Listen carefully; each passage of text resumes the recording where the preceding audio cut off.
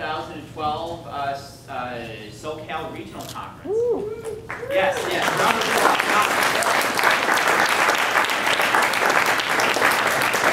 We are so happy to see everybody here today. Hi, I'm Ruper, and I'm the Vice President. I'm in town from Washington, D.C., the festering swamp they call our nation's capital. I bring you your tidings from there. There are lots of people in town who are either celebrating or they're in some state of despair over the future of the country. And unfortunately, a lot of my kind of free market friends there they're feeling pretty pessimistic today over the prospects of another 4 years of presidency under Obama. But I like to remind them, and I like to remind everybody, that the cause we're part of is a battle that's been going on for hundreds of thousands of years. It's not something that's going to be decided over the course of, one outcome of one election or anything of the sort. But while it has been a long fight that we all continue today, there are a lot of reasons for optimism. Every single person in this room is a huge reason of optimism for me. It's really encouraging to see this. The organization Students for Liberty is still very young. They were started just back in 2008 by a group of students who all happened to be interns in Washington, D.C. at the same time. They all ran student groups somewhere across the country, some college libertarians, some free market club. They didn't really know anybody else. They had a few groups on campus. They didn't really know anybody else in any other kind of nearby campus. There wasn't any kind of unified movement for liberty as far as they could tell. It's just some disjointed people. So they had an idea. They said, hey, let's get some people together. Let's organize a conference, planned for like 20, 30 people to come to New York in February 2008. Like I said, they expected pretty modest turnout, and they ended up getting over 100 people through a blizzard. And that said to them, wow, there's some sort of real market demand here. It's not just us. There are really lots of pro-liberty students out there, people who believe in these ideas and want to learn more about them, and they want to meet each other. So we need to do this. We need to take this bigger. So from there, they started the 501c3 nonprofit organization now called Students for Liberty. And since then, it's been growing exponentially, which is incredibly exciting. The organization is kind of different than a lot of past student movements people have heard about. One key element of it is that it's not chapter-based. We don't go around trying to start chapters of Students for Liberty. They do exist, but that's not really the goal. What we want to do is we want to bring together as many different pro-liberty groups as possible. And whether that means that you're college libertarians and you believe wholeheartedly in all these ideas, or you're some sort of single issue group, you just believe in one element of it. We want to work with everybody to advance all the ideas of liberty any way they can. And more importantly, to bring them all together to kind of build a movement as a whole.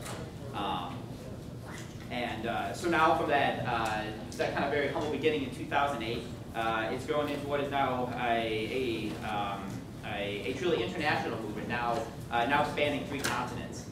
So this conference that you're taking part in today is just one of 15 taking place all over this country this fall. We also just, for the first time ever, ran 5 regional conferences in Europe, which is incredibly exciting. That's something when we got started I never imagined in my wildest dreams would be something that happened. And we were just proud to announce recently the new incorporation of Students for Liberty in Brazil. We have plans to do the same in Africa, in Southeast Asia, and all over the world.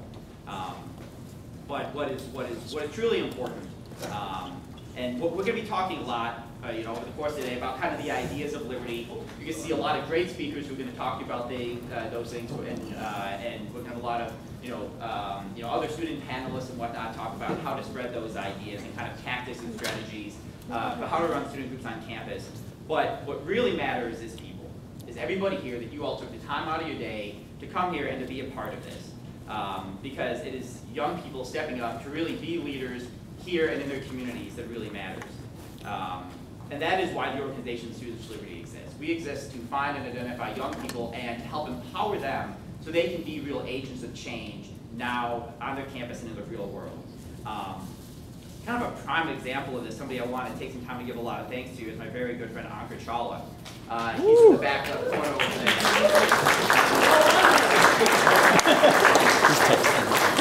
And Ankur is the reason that all of this is going on today. He is the reason you're here.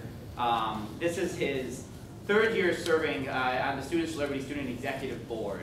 One of the really cool things about the organization since it was founded is it was founded by students and it still is run by students. Like I said, we have the Student Executive Board. I'm on staff for the organization. I work for them. They are my bosses. They set the agenda for the organization, what they want to do, what is going to be valuable for students, and then I work with them to help make that happen. When Ankur first came onto the board in 2009, there was no West Coast presence of anything. I don't think anybody who ran a student group at any campus knew any other libertarians in the rest of the state. Like I said, they were always here. They were always having libertarians, but they were just very disjointed. The kind of sense of community just wasn't there.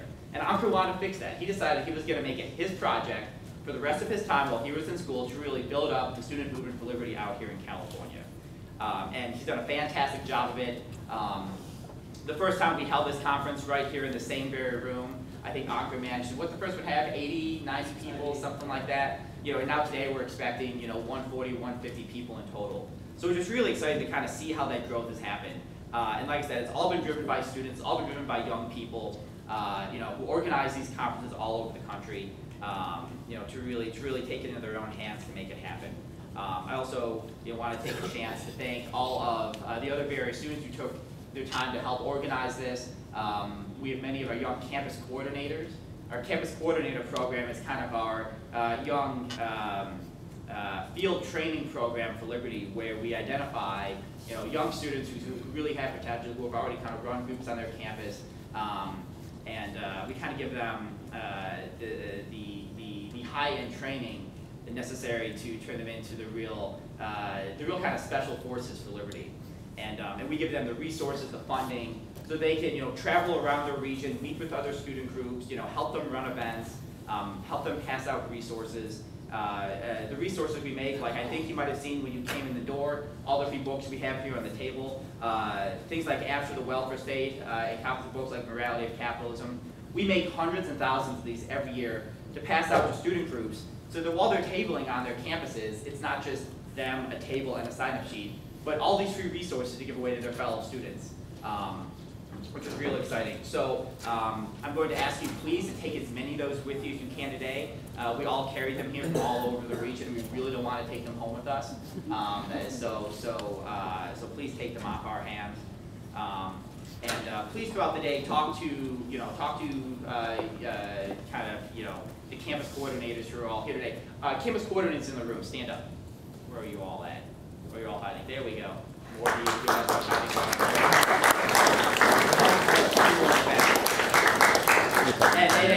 And also these softwares and registration kind of running around throughout the day. Take some time, talk to them, because that really is one of the most important things you should be getting out of this. It's great to come here and listen to the speakers and learn a lot about the ideas, but the real reason we're here is to meet each other. So take some time to network. It is one of the most important things.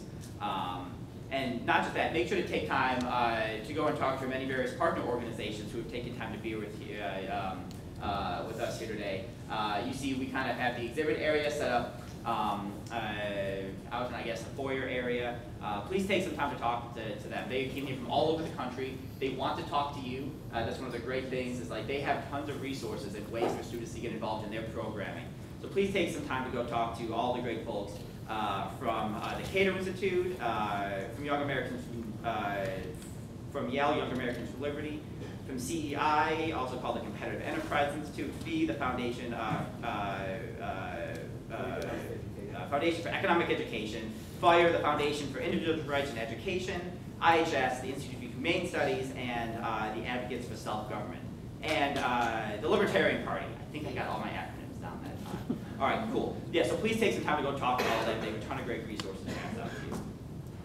So with that, it's my pleasure to introduce your Master of Ceremonies for the rest of the conference. She's the person who will be in charge of the podium for the rest of the day. When she is up here, you're paying attention to her because she will have important instructions on how the conference is going to run and all that. So with that, here is my other very good friend, Mariah Costa. She's been a great leader here with Students for Liberty. She first discovered that she was a libertarian at the 2010 conference in Phoenix, in Arizona. Then she joined the 2010 campus coordinator class. She ran one of the best groups in the entire country. She networked a lot of some other student groups in her region and really helped build them up a lot to kind of make Arizona a hotbed for us. Then in this past year, she came on board the student executive board, and now she is the Western Regional Director, which covers the entire West Coast, kind of up to the Rocky Mountains. And she's in charge of working with all the campus coordinators, all the student groups, to make sure that you all have the resources that you need to be effective. And she is just now completing her kind of whirlwind tour of the Western region to kind of come to all these conferences, meet everybody. She was in Phoenix and then San Francisco, and now she's all down here to talk to you. So with that, please join me in welcoming Mariah.